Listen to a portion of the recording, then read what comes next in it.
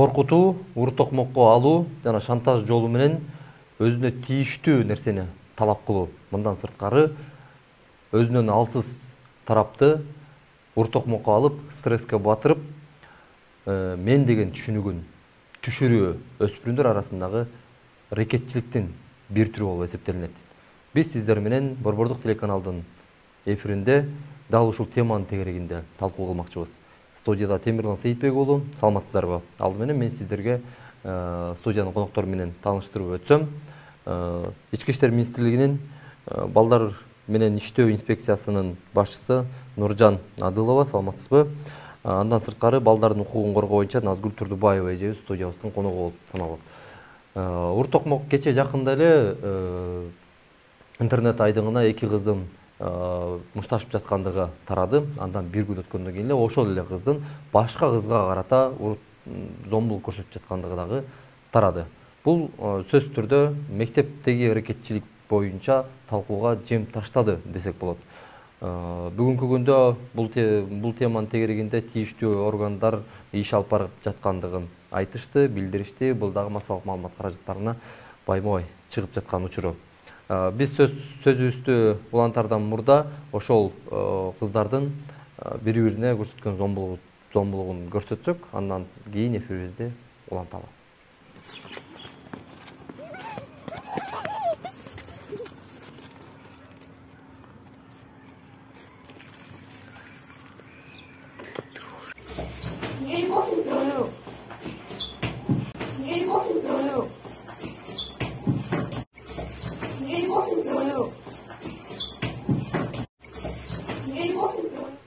Балдардын психологиялык жактан жана ата-эненин балага кылган мамилеси, коомдун ага кылган мамилеси кандай өзгөрүп жатат? Негизи үй бүлөдө ата-энесинин ортосунда болгон мамиле баланын өзүнүн мындай күнүмкү мектепте алып жүргөн тарбиясына мындай таасир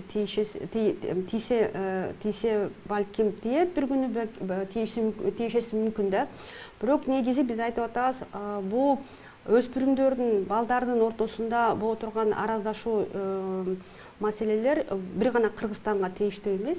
Бул дүйнө жүзүндө кайсы өлкөнү албасак, ошо бүт жерде ушундай көйгөйлөр пайда болушу мүмкүн. Бирок ар бир өлкө ушул көйгөйдү мындай өз алдынча башкача мындай өзүнүн өлкөсүнө карата, өзүнүн бир себептерине, факторлоруна карата өзгөчө мындай пландар түзүп алып иштеп чыгат да. Мисалы, Кыргызстанга кандай мындай көрүнүштөр болушу мүмкүн, кандай подходдор, кандай методдор мындай эффективдүү таасир бериши мүмкүн. Биринчиден, бүгүнкү күнү Кыргызстанда бизде негизи балдарды эсептесек, эми 100% Кыргызстанда ошо 6 миллиондон ашык, калктын саны деген 6 миллиондон ашык. Ошонун ичинен 40% деген бул балдар деп эсептелет да. Эми ошондуктан Кыргызстанда болгон кандайдыр бир чаралар болобу, мындай каражаттар болобу, көңүл болобу, өзгөчө көңүл буруш керек биздин балдарга. Ошондой эле бизге ошончолук каражат бөлүнүш керек. Бул эки кичинекей мындай эми 10 жаш, 11 жаштагы эки окуучу кыз бири-бирине мушташкан бул жакшы көрүнүш эмес. Себеп деген бул бир эле болуп калган эмес. Бул деген улам эле мындай 2-3 жолу ушундай ортосунда ушундай араздашуу болуптур. Бул эмнени билдирүүсү? Биринчиден, ушул мектептин чөйрөсүндө ошол мектептин директору ушул маселеге көңүл бурган эмес. Эми биринчи жолу ушундай мушташ болгондон кийин эле өзгөчө бир көңүл буруп, эки кыздын ортосунда мындай араздашуу болбосун үчүн өзүнчө бир медиация өткөзүп, ата-энелерин чакырып туруп, кандайдыр бир иш чаралар өткөрүш керек болчу. Бул бир эле чара деп айтсак болот. Негизи эгерде биз чыны Кыргызстанда ар бир окуучуга карата коопсуздук чөйрө төзүп берели десек, биз деген мындай толук кандуу комплекстүү методдорду колдонуш керекпиз. Биринчиден, ар бир балага карата мектепте болобу, көчөдө болобу, үй бүлөнүн чөйрөсүндө болобу, мындай ички мындай коопсуздукту колдоп турган мындай мектептин чөйрөсүндө коопсуздук болсун десек, анда ошо ички коопсуздук чөйрө түзүп бериш керек. Анан бала мектептен чыккандан кийин дагы айтып атышпамынбы, мына мектептин чөйрөсүндө болгон жок, бул мектептен чыккандан кийин мындай мектептин жанында паркта же скверде балдар мушташса, анда деген бул мектепке тийиштүү эмес. Мектеп деген күнөөсү жок. Бул деген ошол жерде ата энесинин күнөөсү жок. Эгерде бала мектепке мына барып атабы, ошол жерден тарбия алып атабы, мектептен чыккандан кийин деле ошол жакын арада болгон чөйрө деген толук кандуу мектепке карайт. Эгерде мектептин жанында класстан чыгып алып балдар ошакта мушташып, бири-бирине бычакташып атса, бири-биринин буттарын, колдорун сындырып атса, анда деген мектепте деле жооптуу. Ошондуктан сиз сөзүңүзгө аралашууда бир суроо. Буга чейин деле социалдык тармактардан ушу окуп көрүп эле калганбыз. Буга мисалы түнкү айылдарда дейли, региондордо дейли, мектеп кечки саат бир 2 смен боло турган болсо деле, 2 кезекмен окуй турган болсо кечки саат 6-ларда мектеп жыйынтыкталат. Бирок түнкү саат 11-12де ошо балдар 2-2ден мушташып, айылдын балдары болуп мушташып, мисалы үчүн, бирок буга деле эмнеге мугалим жооп бериш керек деген суроону койгондор бар. Сөз эмнеге мектептин директору жооп бериш керек, эмнеге мектептин директору жумуштан алыныш керек деген, эмнеге класс жетекчиси сөз түрдө биринчи түрдө жооп бериш керек деген дагы суроолор бар. Ошол жерден ошо тактоо иретинде айтып кетсеңиздер. Эмне себептен мугалимдин дем алыш күнү деле мисалы балдар урушса эмне тийжеси бар? Мисалы. Мындай балдар деген мындай балдар деген мындай алар компьютер эмес да, мындай биринчи күндө 5-чи күнгө чейин аларды күгүзүп коюп, анан деги 5-чи күнү өчүрүп коюп, анан 9-дан 6-га чейин иштетип, 6-дан кийин өчүрүп койгон. Андай булар деген мындай болуп атпайбы? Окуучу бүгүнкү күнү деген тарбияны көп учурда үй бүлөдө алат, анан мектепте алат. Эми Кыргызстанда карасак, ошо Кыргызстанда өзгөчө бир чөйрө болуп атат. Себеп деген бизде бүгүнкү күнү балдардын көбү ата энеси жок чоңоюп атат, бүт баардыгы деген миграцияга кетип атат. Анан балдар деген миграция маселеси, ошо миграция кеткенден кийин балдар туугандарынын колунда калып калат. Бул бир себеппи.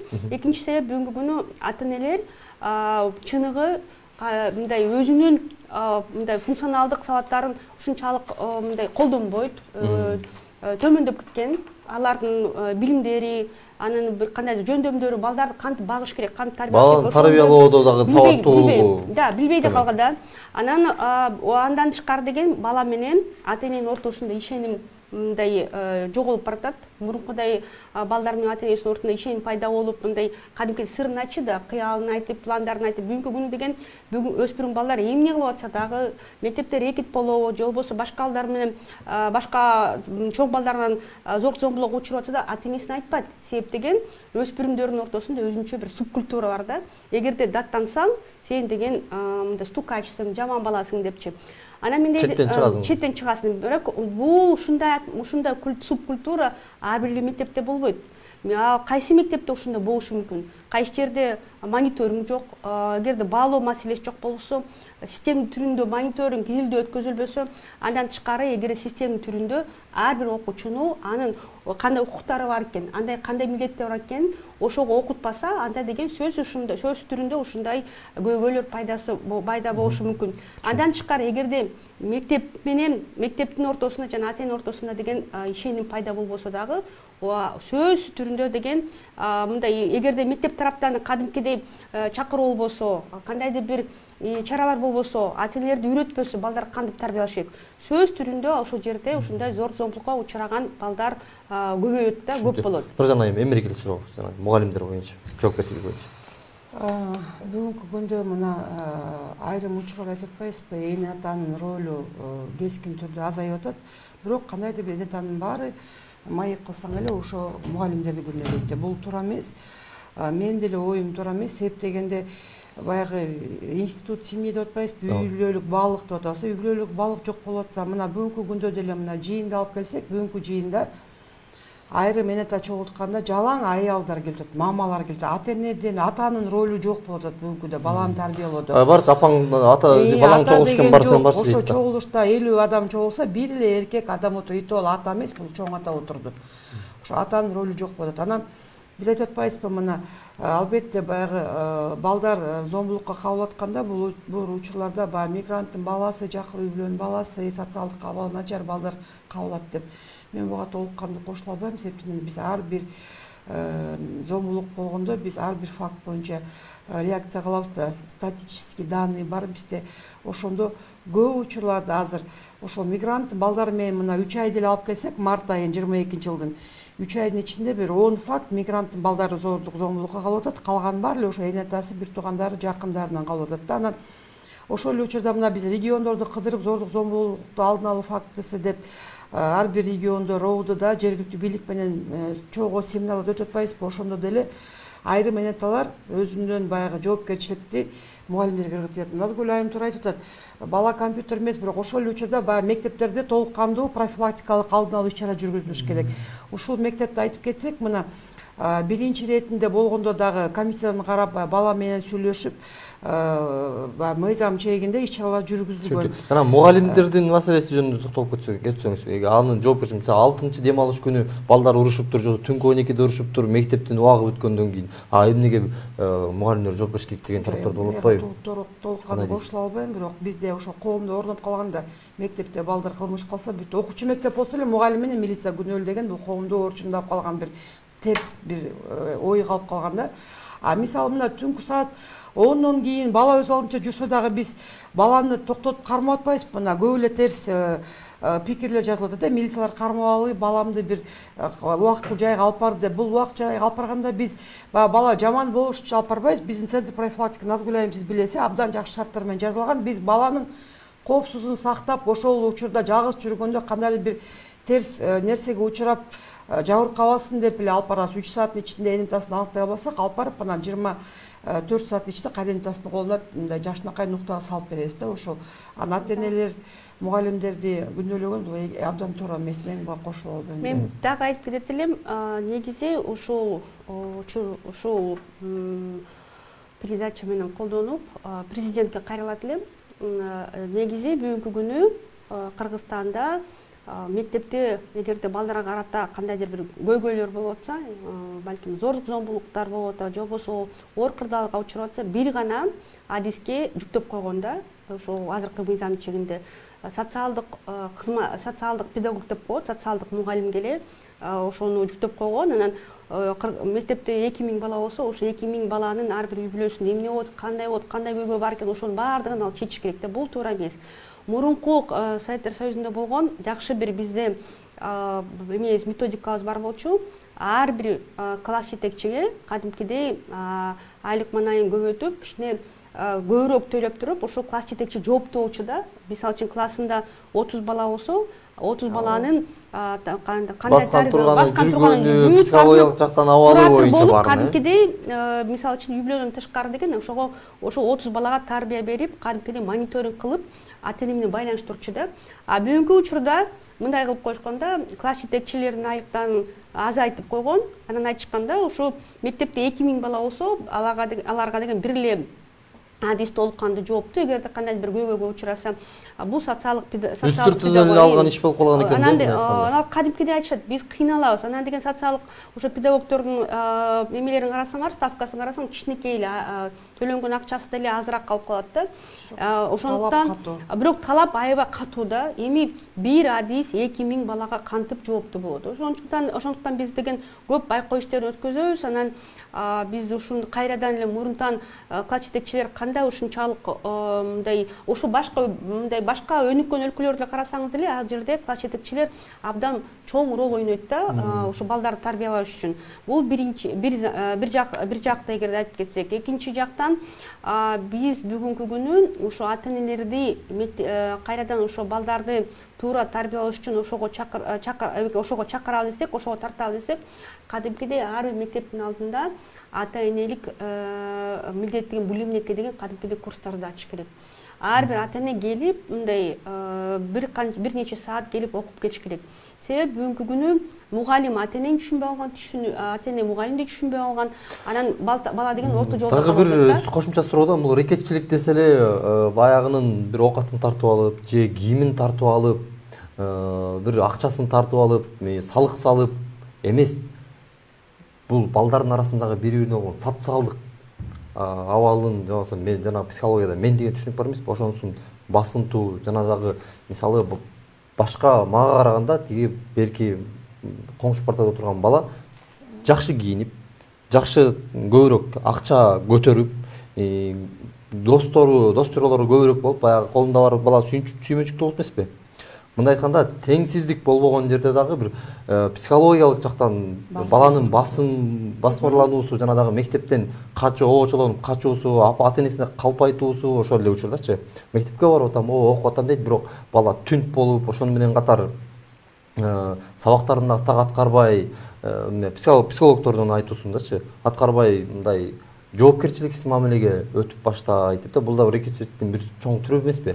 Анан ошон үчүн мектептеги балдардын бири тең укуктулугу жана тең болуусу боюнча дагы биздин мамлекетте кандай ишчер чаралар каралган? Тең бирдей болуусу боюнча. Бүгүнкү күндө айтпайбызбы, мектепте рекетчилик деп, опуздалып алып талоо деп айтабыз. Мына бир 5 жылды алсак, 5 жылды алып салыштырмалуу болсок, бул 2022 жыл кескин түрдө азайган. Былтыркы менен салыштырсак деле, мына конкретный факт менен иш козголуп сотко жөнөткөн фактысы былтыр 4 болсо, быйыл 1 факт болот. Бирок албетте майда рекетчилик мектептерде бала орун алып атат. Бирок ошонун негизинде жана анонимный ящик деп опростор жүргүзүп, баягы кандайдыр бир шарттар менен ошол билинип калса, ошолор менен алдын алуу иштери жүргүзүп, тыюуга көп эле иштер жүргүзүлүп атат. Ошол эле себепти жана сиз айтып атпайсызбы, кандайдыр бир басмырлоо деп, ошол эле бүгүнкү күндө менин билишимче ушул билим берүү тармагында дресс-код кылып койгон, ошо мектепке үстүндө ак көйнөк, астында кара шым кийсин деп. Ошол талаптарды дагы айрым мектептер сактабагандыгы үчүн ошондой бир көрүнүштөр болот да. Себеп дегенде кандайдыр бир өзгөчөлүк кийимдерди кийип келген дагы фактылар болот.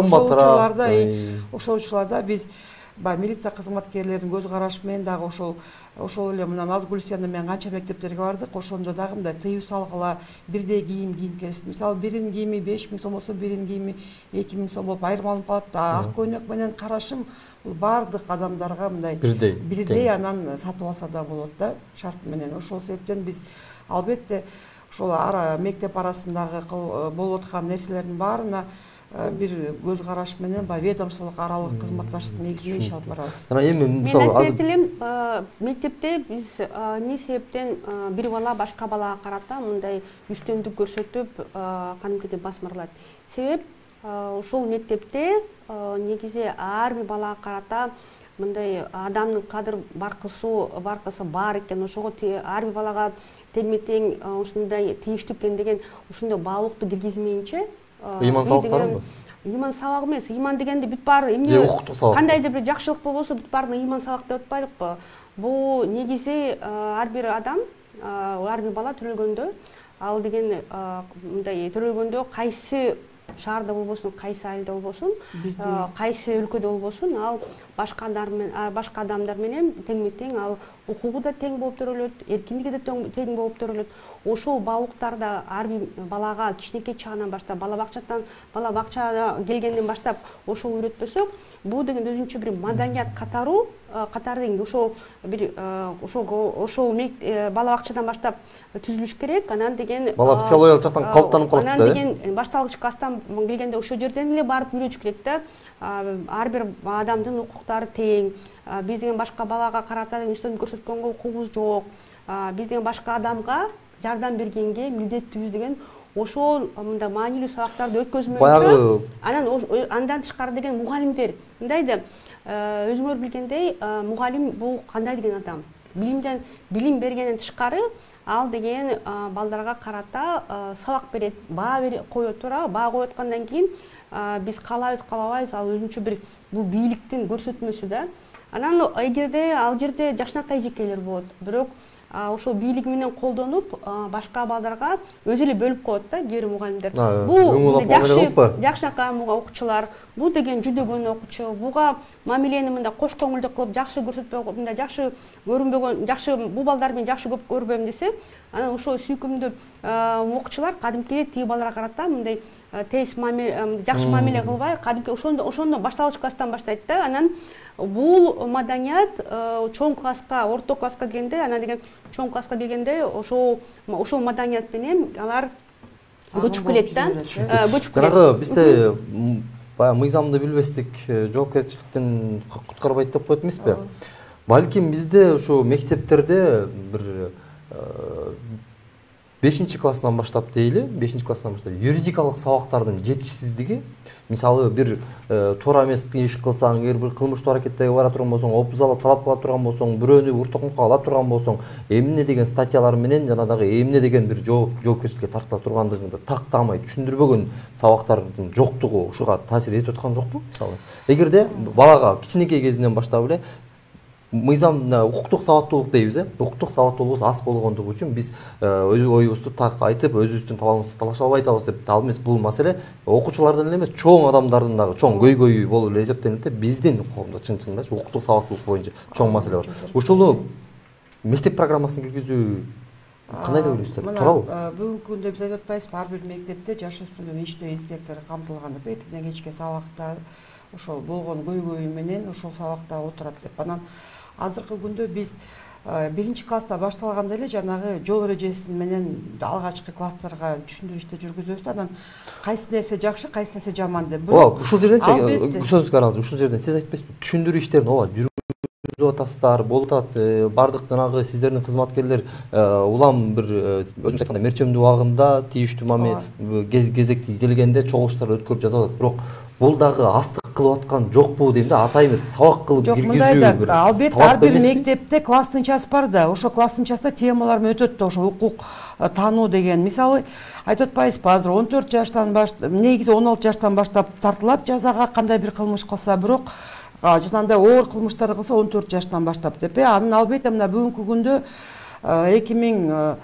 2021-жылдын 1-декабрдан баштап кодекс, бул укук бузуу кодекстин негизинде 102-берене киргизгенбиз. Эне атанын жоопкерчилигин кароодо бул 10% айып пул деп атабыз, бул 1000 сом. Анан экинчи иретинде жана балдарды туура таалим тарбия бербей кош көңүлдүү кылганы, балдардын өзү алынча таштап койгон энталарга биз ошондой 2 штрафный санкция бар. Бирок азыркы күндө ошонун дагы мына биз кодекстер жаңы алынгандан кийин 6 айдан кийин мониторинг болот. Ошондо биз мониторингде кайра ошо 1000 анан 3000 сом айып бул ошо балдардын кылмыштуулугуна карата аз болуп калып атат деген бир маани болуп атат. Ошол себептен биз дагы ошону карап, анан айып пулун да мындай көбүрөөк кылсак, может эната балдарына жакшыраак таалим тарбия бере башташат да. Ошол дагы бир абдан маанилүү нерсе болуп атат.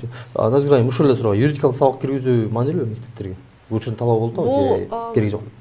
Маанилүү деп айтсак, бул азык болот, бул керек нерсе. Бул талап. Себептен бизде айтып атпайбыз, үстөмдүк көрсөтүү мындай көнүп калган адат болуп калды депчи. Эмне үчүн биз ушуну жокко кетирип, ар бир бала башка балага карата ага мындай урматтоо аркылуу мындай мамиле түзгөнгө, ошону адатка катары ошого мындай үйрөтпөйбүз да. Эмне үчүн биз өнүккөн мамлекеттерге барсак, мисалы үчүн биз Сербия өлкөсүнө барып көрсөк, ал жерде балдар ушунчалык жөнөкөй кийишет. Ошол жерге биз бир 10 чакты мектептерге барып карап көрдүк да, ошол жерде зордук, зомбулук сукту деген программаны киргизиптир. Алар анан ошо 200 мектебинде зордук, зомбулукту 0% чейин жеткизиптир да. Ошол тажрыйбаны изилдегенге биз барып көрдүк.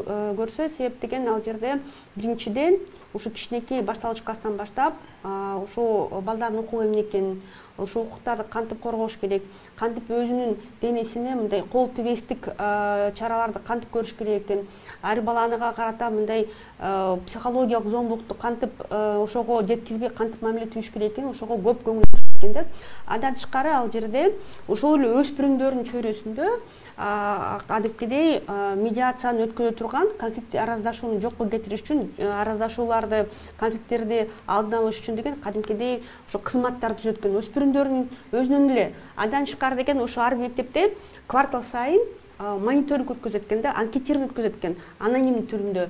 Кайсы бала кандай зордук, зомбулукка учурап атат деп. Ошо анкетирование өткөзгөндөн кийин кадимкидей ошо бүт анкеталардын баарын чогултуп, ошо жерде мектептик команданы чогултуп туруп, анын ичинде өспүрүм балдар да бар, отуруп алышып, чечим чыгарышат экен, кандай чара көрөбүз депчи. Бизде болсо көп учурда мындай окуя болуп калгандан кийин ошол өртө чүрүүчү болуп атпайсызбы? Ошого мындай мамиле көп бурушат да. Мен айтып кетет элем, адис катары качандыр эгер бала зорлук зомбулукка учурагандан кийин аны психологиялык реабилитацияны өткөрүш абдан кыйын болуп калат да. Бала керек болсо жылдап эмес өмүр бою деген ошол зорлук зомбулукка учураган учуру деген эсине алып калат дагы. Анан кийин керек болсо өзүнүн баласына көрсөткөнгө ошого мындай дары болуп калат да. Кадимки адат сыяктуу кабыл алып калышы мүмкүн да. Эмне үчүн бизде негизи Кыргызстанда ошо зорлук зомбулуктун түрлөрү мындай көбөйүп баратат. Анан бири-бирине карата мындай ушунчалык мыкачылыктарды көрсөтүп баратат да. Чоң адамдар да өзүнүн ата-энеси да баласына мындай мыкачылык аркылуу мындай зомбулуктарды көрсөтүп атат. Анан өспүрүм балдар да бири-бирине ушундай аябай кадимкидей жанагы эки кыздын ортосунда араздашууну карасак дагы ушунчалык аябай кыскача себеби эмне? Да, эмне үчүн уруп ошого урушат да? Себеп деген алар мен адис катары айтып кетип элем, ушундай зомбулуктун же зомбулукка учурашкан өзүлөр, же болбосо зомбулук болуп аткан бир окуяларга күбө болгон да, күбө болушуп, ошону кайталап атышат. Себеп деген мындай жөндөн-жөн туруп эле, эртең менен жакшынакай үй бүлөдөн чыгып, анан жакшынакай мектеп маанай менен баратып эле башка балага кол көтөргөнгө мындай себеп болбойт. Ага деген себеп болуш керек. Интернеттин себеби да, телефондун себеби.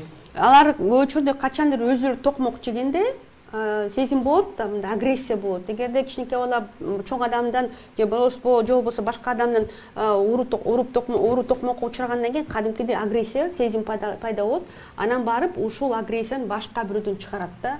Бул жөнөкөй мындай эчтеке жакшынакай үй бүлөдөн чыгып эле мындай окуя болбойт. Сөз түрүндө ал бала деген башка баладан мындай кандайдыр бир уруу токмокко учураган, же болбосо үй бүлөнүн чөйрөсүндө уруу токмокко учураган. Урматтуу телекөрүүчүлөр, жогоруда жарым сааттын алкагында сиздер менен мектеп аракетчилиги тууралуу сөз кылдык. Анда бири-бирине жогоруда айткандай эле басым жасоо, шантаж жолу менен өзүнүн бир максатына жетүү, анын кемсинтүү жана башка ушул сыяктуу бир агрессия жараткан жагдайларга кептөө, бул эртеңки келечектин ээлери деп аткан өспүрүмдөр үчүн өтө эле кейиштүү окуя. Бирок буга дагы биз чоңдор, тийиштүү тараптар бардыгы тең дыкат мамиле кылып, өзгөчө ата-энелер жоопкерчиликтүү мамиле менен сөз түрдө ар бир баласынын баскан турганын сабагына чейин, андан тышкары коом менен, окуучулар менен, достору менен, мугалимдери менен болуп жаткан мамилесин бардыгын көзөмөлдөп карап туруусу абзел. Себеп дегенде баардык нерсе үй бүлөдөн башталары чындык. Мындан тышкары балага юридикалык жактан мыйзамдуулук боюнча, мыйзамдын аркасында баардыгыбыз мыйзамдын алдында бирдей экендигибизди түшүндүрүп туруу байма-бай бул сөз түрдө жардамын тийгизет деп психологдор дагы, адистер дагы айтып келишет. Аман туруңуздар.